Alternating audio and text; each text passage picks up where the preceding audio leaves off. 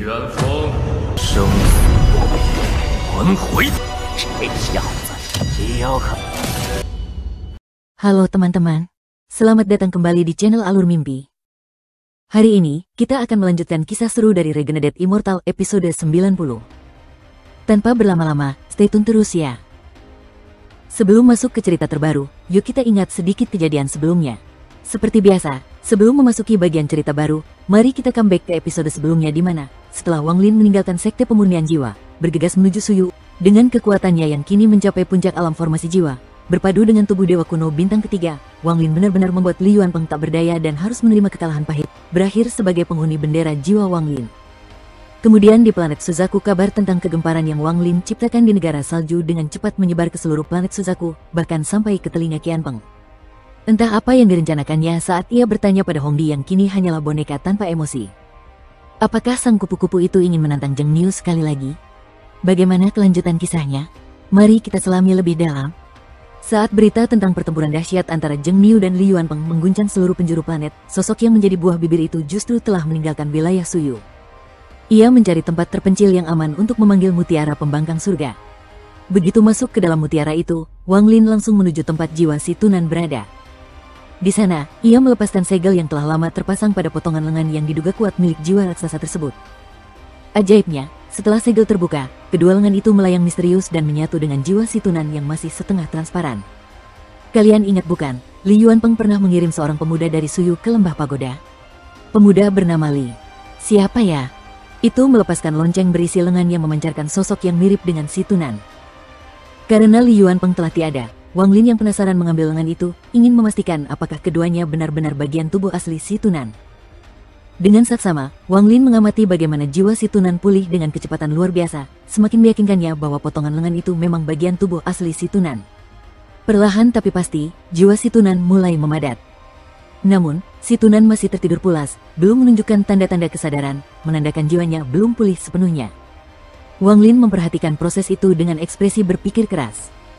Ia bertanya-tanya, mungkinkah energi spiritual surgawi, kekuatan dominan di dunia kultivasi ini, adalah kunci yang dibutuhkan si Tunan untuk bangkit kembali? Setelah merenung cukup lama, pandangan Wang Lin beralih ke dua bola di samping si Tunan, tak lain adalah jiwa kedua orang tuanya. Wang Lin menatap kedua jiwa itu dalam-dalam, hingga akhirnya ekspresi getir muncul di wajahnya. Ia menyesal seharusnya membantu ayah dan ibunya kembali ke siklus reinkarnasi, membiarkan mereka lahir kembali dan memulai kehidupan baru. Namun, hingga kini, Wang Lin belum sanggup mengikhlaskan kepergian mereka. Setelah keheningan yang panjang, Wang Lin menghela napas berat dan meninggalkan manik pembangkang surga, dengan hati yang masih diliputi emosi. Dalam langkah tenangnya, pikirannya kembali tertuju pada dua potongan lengan yang baru saja ia kembalikan kepada si Tunan. Ia bertanya-tanya, adakah potongan tubuh si Tunan lainnya yang tersebar di suatu tempat? Jika memang ada, Wang Lin merasa ia harus mengerahkan lebih banyak upaya untuk mencarinya, berharap potongan-potongan tubuh itu dapat mengembalikan kesadaran dan kekuatan Abah. Baru setelah keluar dari mutiara itu, pikirannya melayang ke arah klan iblis raksasa. Ia bertanya-tanya apakah tempat yang hendak ditujunya selanjutnya juga merupakan potongan tubuh si Tunan. Mengingat ingatannya dari Li Yuanpeng, dan bagaimana kepala negara salju itu mendapatkan kedua lengan itu secara tidak sengaja, Wang Lin menggelengkan kepala perlahan. Ia memilih untuk fokus pada tujuannya yang pasti, merebut kembali pedang abadi dari tangan leluhur klan iblis raksasa. Wang Lin mengingat akhir pertempuran Sun Tai dan Wang, di mana meskipun Sun Tai terhempas entah kemana, leluhur klan iblis raksasa itu masih diburu oleh anak iblis, dan hingga kini nasibnya belum pasti. Namun, Wang Lin tahu, sekalipun lelaki itu masih hidup, kemungkinan besar ia harus berganti tubuh baru. Dan proses penyesuaian dengan tubuh baru bukanlah hal sepele, bisa memakan waktu sangat lama. Ia mulai bertanya-tanya apakah sang leluhur telah sepenuhnya beradaptasi dengan tubuh barunya dan sejauh mana kekuatan lamanya telah kembali. Sambil terus berpikir, Wang Lin membuka portal teleportasi yang dapat membawanya ke berbagai penjuru wilayah. Ia berdiri di depan portal dengan kepala yang kembali dipenuhi pertimbangan. Bagaimanapun, Wang adalah sosok yang berbeda dari Li Yuanpeng. Leluhur klan iblis raksasa itu mencapai alam transformasi jiwa secara alami melalui kultivasinya yang sejati.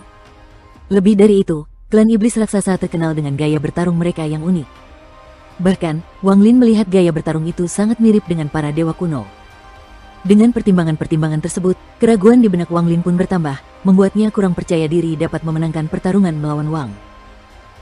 Wang Lin merasa begitu galau dan risau kali ini, dihadapkan pada dua pilihan yang benar-benar membingungkannya.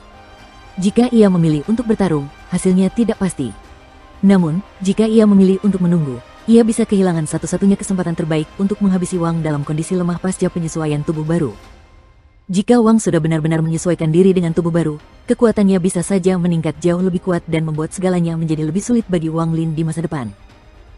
Apalagi Wang Lin juga menyadari alasan leluhur klan iblis raksasa ingin membunuhnya, kemungkinan besar berkaitan dengan mutiara pembangkang surga yang jelas bukan sesuatu yang bisa jatuh ke tangan orang lain, apapun yang terjadi. Setelah mempertimbangkan semua hal, Wang Lin akhirnya mengambil keputusan. Ia melemparkan batu giok dan memasuki formasi teleportasi untuk menuju ke sekte pemurnian jiwa terlebih dahulu. Cahaya teleportasi itu tidak hanya membawanya pergi, namun juga menyebar ke seluruh cakrawala. 3 puncak gunung sekte pemurnian jiwa berdiri menjulang seperti 3 bilah pedang tajam yang menembus kegelapan malam. Di antara hembusan angin dan sinar rembulan yang bersembunyi di balik awan, sosok Wang Lin perlahan muncul di halaman luar sekte. Ia masuk ke dalam halaman dan langsung disambut oleh cahaya terang dari cincin-cincin emas di gunung utama. Seorang pria parubaya bernama Ouyang Tian muncul dari dalam cincin emas, menyapa Wang Lin sebagai ketua sekte junior dengan ekspresi yang kompleks. Wang Lin cukup terkejut mendengar panggilan itu, berpikir bahwa sepertinya Du Tian telah memberitahu para ahli formasi jiwa sekte tentang pembicaraan mereka. Wang Lin berkata ia ingin bertemu dengan Du Tian. Namun, Ouyang Tian segera menjelaskan bahwa ketua sekte pemurnian jiwa itu sudah benar-benar masuk ke dalam retreat panjang. Meskipun begitu, tampaknya Du Tian sudah memprediksi kedatangan Wang Lin. Karena itulah, Du Tian telah memberikan Ouyang Tian 2 benda berharga untuk diserahkan kepada Wang Lin saat pemuda itu datang, sebuah tas penyimpanan, sepotong batu giok, dan sebuah bendera jiwa. Batu giok tersebut mengandung catatan rinci mengenai kekuatan garis keturunan klan iblis raksasa serta pemahaman mendalam tentang cara menghadapinya. Sedangkan bendera jiwa itu merupakan pecahan dari bendera 1 miliar jiwa, memiliki sepertiga kekuatannya dan hanya dapat digunakan 2 kali sebelum musnah. Wang Lin duduk di atas puncak gunung pemurnian jiwa sambil menguji coba kekuatan salinan bendera 1 miliar jiwa. Cahaya ungu kemasan keluar dengan ledakan dahsyat. Wang Lin menyentuh bendera itu dengan tangannya dan langsung merasakan jiwa primordialnya bergetar hebat. Rasa nyeri dari benturan jiwa-jiwa di dalam bendera mulai menghantamnya, membuat Wang Lin merasakan jiwa primordialnya mulai mengalami kehancuran. Untungnya, pada saat genting itu, Wang Lin mengingat teknik penyegelan jiwa yang diwariskan Du Tian dan buru-buru mengaktifkannya, hingga membentuk jalur segel di tubuh Wang Lin yang membantunya menyalurkan kekuatan untuk menahan serangan jiwa. Tepat ketika itulah, 12 jiwa dengan cahaya ungu dan emas keluar. Berbeda dari jiwa lain yang menyerangnya, 12 jiwa utama yang juga merupakan mantan ketua sekte terdahulu itu justru berputar di sekitar Wang Lin, tampak seperti menyampaikan pengakuan dengan membungkuk hormat, seolah menerima status calon ketua sekte baru itu sebagai pengendali bendera.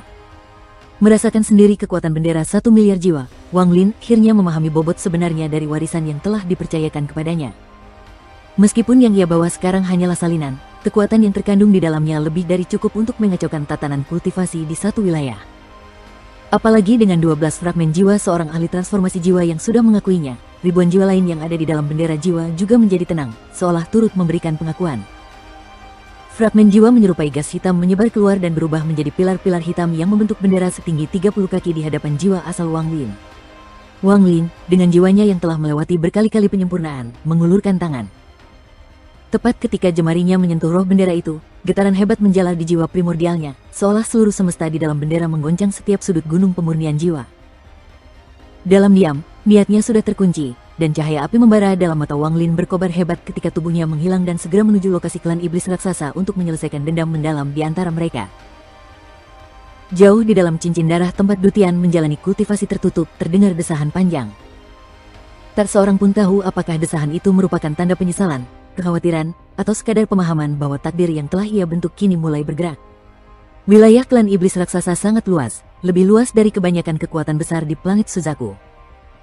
Wilayah tersebut merupakan warisan dari perjanjian lama yang dibuat dengan pemegang posisi Suzaku di masa lalu, tepat setelah klan iblis raksasa berpindah dari planet asalnya. Dalam wilayah ini berdiri 12 istana besar, dan setiap istana mewakili satu cabang utama dari garis keturunan klan. Sejak 2 tahun yang lalu, leluhur klan iblis raksasa, alias Wang, telah kehilangan tubuh aslinya dan harus berpindah ke tubuh baru. Selama masa itu, ia menjadi sangat lemah dan tidak stabil. Karena itulah, ia telah 3 kali memindahkan lokasi kultivasi tertutupnya dan selalu bersembunyi dalam bayang-bayang ancaman luar manapun. Sementara Wang melakukan kultivasi tertutup di dalam istana ketiga, Cihuihu duduk dalam keheningan sambil memandangi batu giok di tangannya. Batu giok tersebut tidak salah lagi memiliki hubungan dengan batu yang digunakan Wang Lin untuk berteleportasi. Wajahnya memucat ketika melihat pergerakan giok itu, dan pikirannya penuh dengan kebingungan sekaligus ketakutan memikirkan Zheng Niu yang sudah membunuh kepala negara salju, Li Yuanpeng, dan sekarang benar-benar datang ke klan iblis raksasa. Meskipun waktu kebersamaan mereka tidaklah lama, Cihuihu mengenal Wang Lin dan tahu betapa gigih dan penuh tekad pemuda itu. Jika Wang Lin memutuskan untuk datang ke klan iblis raksasa, maka pemuda itu pasti sudah yakin memiliki kekuatan untuk melawan sang leluhur. Cihuihu tahu betul bahwa leluhur mereka memang telah melakukan kesalahan. Namun, ia juga tahu bahwa semua itu dilandaskan atas keinginannya menyelamatkan masa depan klan yang sudah menjadi tanggung jawabnya. Segala hal menjadi begitu rumit karena sekarang ia dihadapkan pada dua pilihan sulit, kepentingan klan atau kepentingannya sendiri karena telah menganggap Wang Lin sebagai teman. Sementara Cihuihu tenggelam dalam pikirannya sendiri, Wang Lin sudah sampai di perbatasan wilayah klan iblis raksasa. Pemilik mutiara pembangkang surga itu tak langsung memasuki wilayah utama, melainkan membuat sebuah goa tersembunyi. Wang Lin membuat goa tersebut untuk menyiapkan sebuah formasi rumit yang bisa menjadi tali penuntun untuk mengembalikannya ke tempat ini, kalau nanti Wang menggunakan kekuatan ruang garis keturunannya lagi seperti yang ia lakukan kepada Sun Tai. Formasi itu juga merupakan warisan dari batu giok peninggalan Dutian. Namun, Wang Lin telah memodifikasinya hingga menjadi lebih kompleks dan stabil. Ia menghabiskan waktu 3 bulan menyempurnakan formasi tersebut dan memastikannya tidak dapat dideteksi oleh kekuatan luar. Setelah semuanya selesai, dalam sekejap tubuhnya menghilang dan muncul kembali di tengah klan iblis raksasa sambil menyerukan tantangan kepada leluhur klan untuk bertarung dengannya. Pesan ini menggelegar seperti guntur yang menggetarkan seluruh klan iblis raksasa dan membuat para anggota klan langsung menghentikan seluruh aktivitas mereka sambil menatap sesosok pemuda yang melayang di wilayah mereka. Sinar cahaya berterbangan dari seluruh sudut wilayah dan berhenti 1000 kaki dari tempat Wang Lin berada. Bersamaan dengan itu, muncullah seorang lelaki tua yang tampaknya merupakan salah satu petinggi klan iblis raksasa. Ia berhenti 100 kaki di hadapan Wang Lin dan bertanya siapakah sosok asing yang tiba-tiba menerobos wilayah mereka tersebut. Saat Wang Lin menyebutkan nama Zheng Niu, keheningan dan ketakutan langsung menyebar ke mata setiap anggota klan, mengingatkan mereka betapa nama Zheng Niu telah menjadi momok yang menakutkan beberapa waktu terakhir. Bagaimanapun, Zheng Niu adalah sosok yang dikenal sebagai ahli terkuat di alam transformasi jiwa, yang sudah mengalahkan Hong Di dan secara mengejutkan telah membunuh Li Yuanpeng, leluhur negara salju yang kini menjadi negara budidaya peringkat ketiga. Bahkan sang tetua yang sebelumnya menanyai Wang Lin dengan nada angkuh pun langsung terdiam sesaat sebelum kemudian dengan sigap dan formal menanyakan maksud kedatangannya. Wang Lin santai saja berkata bahwa ia ingin membunuh leluhur klan mereka, yang membuat tetua itu langsung tersentak dengan amarah. Amarah itu membuat arogansi klan iblis raksasa langsung muncul ke permukaan. Sehingga dengan suara lantang, sang tetua langsung memanggil seluruh kekuatan klan dan mengumumkan bahwa mereka tak akan membiarkan satu orang pun menginjak-ninjak martabat klan iblis raksasa. Panatua klan iblis raksasa mengeluarkan sebuah token hitam dan mengubahnya menjadi abu sebelum memicu gema perintah membunuh di seluruh penjuru wilayah. Lebih dari 100 anggota klan yang mengelilingi Wang Lin menjelma menjadi raksasa tinggi besar, dan kapak perang muncul di tangan masing-masing, hingga menciptakan aura membunuh yang menggetarkan langit, meruntuhkan gunung, dan membelah samudra. Pertempuran pun pecah tanpa bisa dicegah. Namun, sayangnya, antek-antek iblis klan iblis raksasa ini telah meremehkan kekuatan sejati serta niat membunuh yang dibawa Wang Lin. Ketika klan iblis raksasa dengan sombongnya mengudarakan niat membunuh, Wang Lin yang sudah memendam niat membunuh itu sejak lama langsung meledakkannya. Niat membunuh itu meletus dahsyat seperti badai surgawi dan membuat semangat membunuh klan iblis raksasa terlihat seperti bara kecil di tengah pusaran angin topan. Tanpa banyak basa-basi, Wang Lin sekali lagi meminta leluhur klan iblis raksasa untuk keluar sebelum kemudian membuat langit menjadi gelap pekat saat domain hidup mati diaktifkan. Gulungan besar reinkarnasi muncul di atas awan, dipegang oleh sosok ilusi seorang dewa kuno. Ketika Wang Lin mengucapkan kata segel, untaian gas abu-abu menyembur dari gulungan hidup mati dan langsung menyerbu para anggota klan yang menyerangnya. Dalam sekejap, tubuh-tubuh raksasa itu tersentak dan kekuatan spiritual mereka tersegel di dalam gulungan, yang membuat Panatua turut buru-buru bertransformasi menjadi raksasa 100 kaki dan menyerang Wang Lin dengan kapak perang. Namun, lagi-lagi hanya dengan satu kata, "Inyah," dari Wang Lin, jiwa asal sang Panatua langsung bergetar hebat, dan hanya dengan satu pukulan dari Wang Lin membuatnya terpental lebih dari 100 kaki sebelum ikut tersegel bersama anggota klannya. Ketika Wang Lin sekali lagi meminta para raksasa ini memberitahu di mana leluhur mereka berada, sebuah suara penuh rasa sakit datang dari kejauhan dan menunjukkan sosok sang tuan muda klan iblis raksasa, sekaligus satu-satunya anggota klan yang ia pedulikan, alias Cihuihu, yang memintanya untuk berhenti. Cihuihu dipenuhi beban dan ekspresi kompleks saat melihat rekan-rekannya telah disegel oleh Wang Lin sebelum kemudian menatap Wang Lin dengan tekanan emosi ketika bertanya apakah pemuda itu masih menganggapnya sebagai teman. Jawaban Wang Lin datang dengan tenang ketika berkata bahwa ia memang menganggap pemuda itu sebagai satu dari segelintir orang yang dianggap sebagai teman. Chi Huihu menekan rasa malu dan tidak berdaya di hatinya ketika meminta Wang Lin pergi demi persahabatan mereka. Wang Lin terdiam sebentar sebelum berkata bahwa ia pasti sudah meluluhlantakkan seluruh anggota klan iblis raksasa yang menyinggungnya kalau bukan karena masih memikirkan Chi Huihu. Melihat Chi Huihu masih terus menunjukkan ekspresi rumit, Wang Lin pun dengan lembut menghela napas dan memintanya memberitahu di mana leluhur klan iblis raksasa berada, dan ia berjanji tidak akan melukai anggota lainnya. Namun, bukannya bersyukur dengan pengampunan Wang Lin, terdengar sebuah kutukan tajam dari seorang tetua berjubah ungu yang mengaku sebagai kepala panatua klan dan menantang Zheng Niu dalam sebuah duel. Wang Lin hanya menoleh sejenak ketika berkata bahwa tetua itu tidak layak sebelum kembali kepada Chi Huihu untuk menunggu jawaban. Tapi berhubung si kepala panatua itu masih nekat menyerangnya, Wang Lin pun tidak ragu untuk memberinya pelajaran hingga kemudian Chi Huihu dengan pahit berkata, "Sudahlah." Ia melanjutkan bahwa dia sendiri juga tidak mengetahui di mana leluhur klan berada. Wang Lin merenung dan setelah waktu yang lama, ia meminta Chi Huihu untuk mengatakan pada Wang agar mengembalikan pedang abadinya. Lalu Wang Lin akan menganggap semua masalah dengan klan iblis raksasa telah berakhir. Chi Huihu diam-diam menghela napas seolah berusaha membuat pilihan berat di dalam hatinya dan akhirnya berkata bahwa mereka akan membuka formasi jalan surga untuk menghubungi Wang. Chi Huihu ingin Wang Lin berjanji bahwa setelah ia mendapatkan pedang abadi, pemuda itu harus segera pergi dari wilayah ini. Wang Lin menatap Chi Huihu dan perlahan mengangguk.